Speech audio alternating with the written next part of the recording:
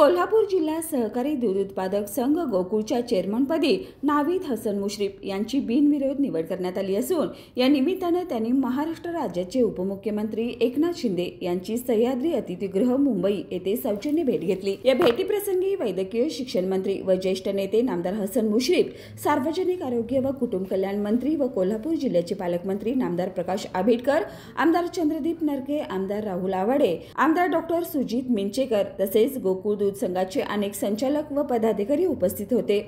उपस्थित मान्यवरांच्या मध्ये विशेषतः विश्वराजजी पाटील आबाजी, अजित नरके, अभिजित तायशेटे, नंदकुमार ढेंगे, मुरलीधर जाधव, शशिकांत चुवेकर, अमर पाटील, करणसिंह गायकवाड, किसन चौगले, युवराज पाटील बाबू, अमरीशसिंह घाटगे, बाळासाहेब खाडे तसेच गोकुळचे एमडी योगेश गोडबोले यांचा समावेश होता।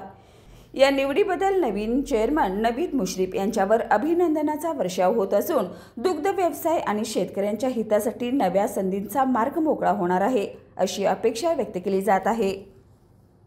कोल्हापूरचा अभिमान, युवा शक्तीचा नवा चेहरा, खेळाडू, समाजसेवक, फेमस यूट्यूबर, फॉर्म्युला 1 चॅम्पियन, कोल्हापूरला ऊर्जा देणारा ब्रँड अर्थात केएम ब्रँड। सळसळता उत्साह, कृष्णराज महाडिक यांना वाढदिवसाच्या अनंत शुभेच्छा।